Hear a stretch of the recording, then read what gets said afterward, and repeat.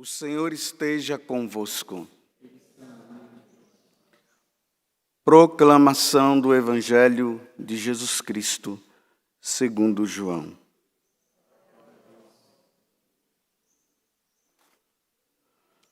Naquele tempo, estando à mesa com seus discípulos, Jesus ficou profundamente comovido e testemunhou: em verdade vos digo, um de vós me entregará.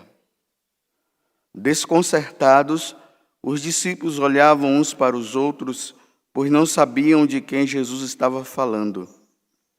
Um deles, a quem Jesus amava, estava recostado ao lado de Jesus. Simão Pedro fez-lhes um sinal para que ele procurasse saber de quem Jesus estava falando. Então o discípulo, reclinando-se sobre o peito de Jesus, perguntou-lhe: Senhor, quem é? Jesus respondeu: é aquele a quem eu der o pedaço de pão passado no molho. Então Jesus molhou um pedaço de pão e deu a Judas, filho de Simão Iscariotes. Depois do pedaço de pão, Satanás entrou em Judas. Então Judas lhe disse: o que tens a fazer, executa-o depressa. Nenhum dos presentes compreendeu porque Jesus lhe disse isso. Como Judas guardava a bolsa, alguns pensavam que Jesus lhe queria dizer: compra o que precisamos para a festa, ou que desse alguma coisa aos pobres. Depois de receber o pedaço de pão, Judas saiu imediatamente. Era noite. Depois que Judas saiu, disse Jesus: agora foi glorificado o Filho do Homem e Deus foi glorificado nele. Se Deus foi glorificado nele, também Deus o glorificará em si mesmo e o glorificará logo. Filhinhos, por pouco tempo estou ainda convosco. Vós me procurareis e agora vos digo, como eu disse também aos judeus: para onde eu vou, vós não podeis ir.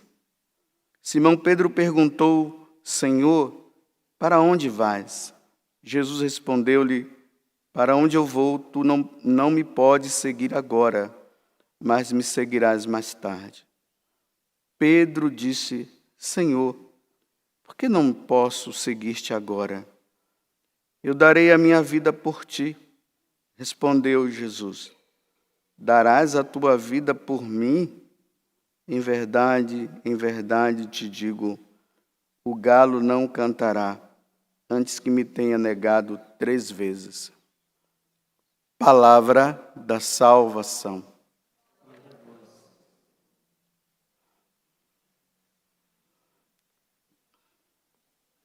Sempre que eu faço essa meditação,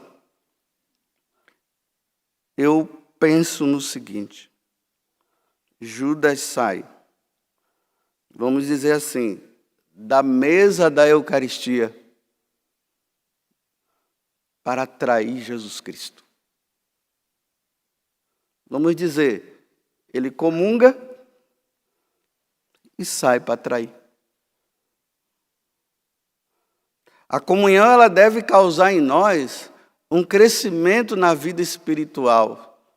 Cada comunhão que nós recebemos, mais santo nós deveríamos ficar. Não pior, mas melhor. É para nós melhorarmos.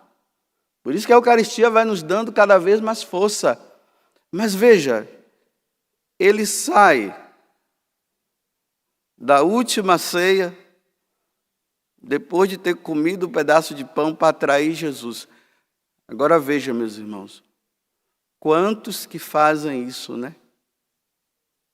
Hoje aumentou o número de comungantes, porque as igrejas elas estão cheias.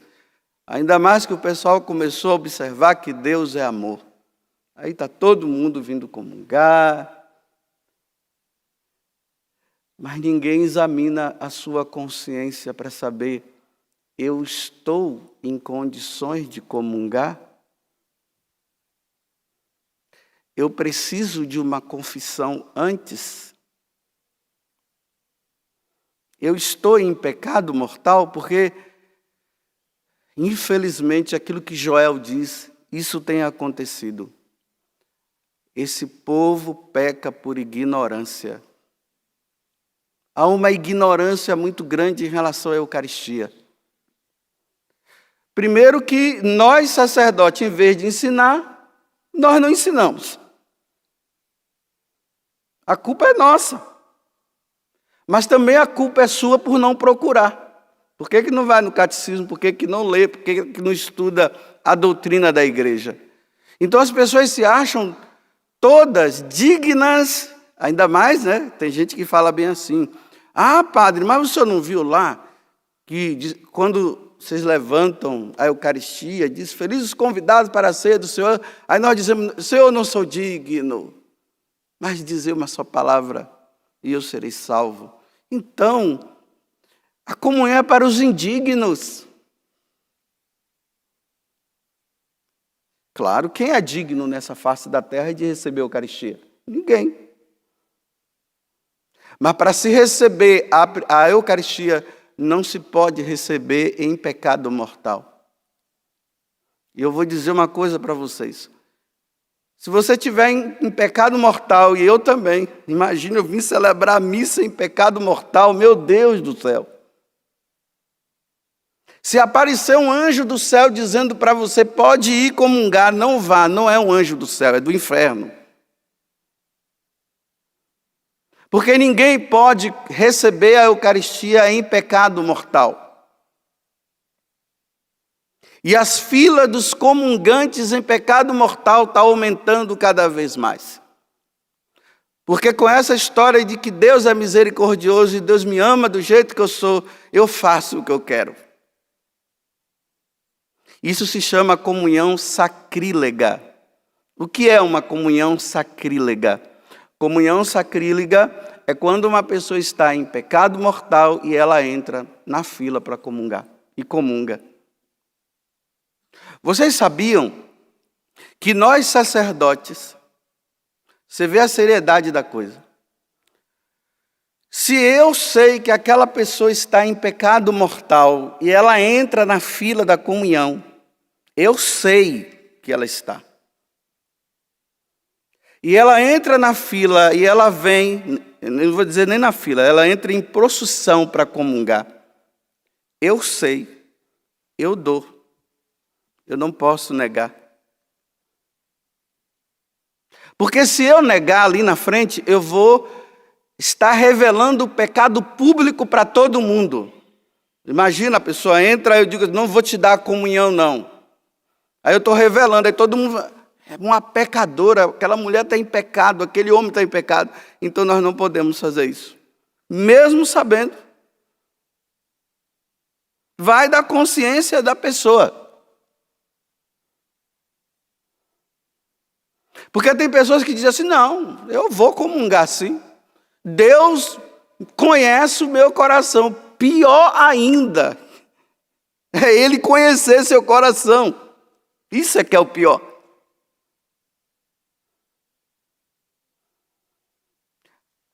Pessoas que vivem amaziadas, elas não podem receber a Eucaristia. O catecismo da igreja diz isso. Não é o padre José Augusto que está falando, não, é o catecismo da igreja. Existe um versículo, uns 3 versículos da Sagrada Escritura que está esquecido. Capítulo 11 da primeira carta aos Coríntios, versículo 27 ao versículo 29. Aquele que come do corpo e do sangue do Senhor indignamente, ele está tomando a sua própria condenação. Então, antes de comungar, examine a sua consciência para ver se você pode ou não. Está lá na carta aos Coríntios. Esse versículo foi esquecido, porque olha bem, todos aqueles versículos da Bíblia que Jesus adverte, não se fala mais. E quando o sacerdote fala, a pessoa diz assim, esse padre aí só fala dessas coisas. Por quê? Ficou só com aquela multiplicação dos pães, Deus é amor, Deus nunca esquece de você. Mas aqueles versículos de advertência de nosso Senhor, eles não são falados mais. Por isso que nós estamos nessa sem vergonhice, comungando em pecado mortal. Eu sei que vocês queriam vir aqui na missa e ficar ouvindo, Deus ama você, meus irmãos. Aí todo mundo sai maravilhado porque Deus ama. Mas esse amor tem que ser retribuído por nós. E a retribuição do nosso amor a Deus significa não pecar, é isso. Aí eu tenho que falar para vocês aquilo que tanto você ou eu estejamos fazendo que ofende a Deus, para nós amá-lo sim de verdade. Senão a gente fica, Deus é amor e eu continuo pecando e não mudo de vida. Eu vou fazer uma última comparação hoje, quando eu estava fazendo a meditação agora de manhã. A comunhão sacrílega é a mesma coisa que um porco que está lá no meio daquela porcaria toda, fedido, sujo. Aí uma pessoa vai lá e dá a Eucaristia para ele e ele come. É essa a comparação.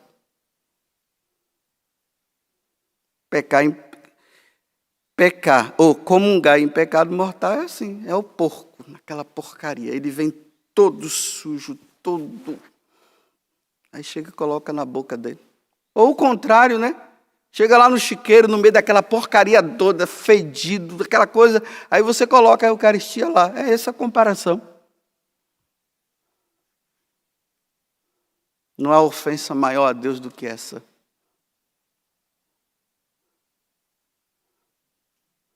Quantas vezes lá no confessionário a pessoa vem, padre, eu sabia que eu estava em pecado mortal, mas eu queria tanto receber Jesus, aí eu recebi, olha só. Sabia que estava em pecado mortal, mas porque ela, levada pela emoção, pelo desejo, ela foi lá e comungou. Emoção, tá vendo? Eu queria tanto. Vá se confessar antes para depois comungar. Pare de cair em pecado mortal para poder comungar. Agora vai nessas emoções e faz isso é ofensa. Eu repito, vou terminar dizendo assim, eu sei que é duro ouvir isso, mas você não está acostumado a ouvir isso. Você está acostumado a ouvir diferente, que todos podem comungar tranquilamente. E isso sai da boca de nós sacerdotes, que dizemos, não, vocês podem comungar. Quem sou eu para julgar você? Realmente, quem não julga não sou eu, não é Deus quem julga. Não sou eu. Então, examine-se a si mesmo. Se você perceber que existe alguma coisa que esteja dizendo não comungue, pelo amor de Deus, não comungue. Mas tá bom, mas cada um é livre para fazer o que quiser. Mas depois não diga que o padre José Augusto avisou.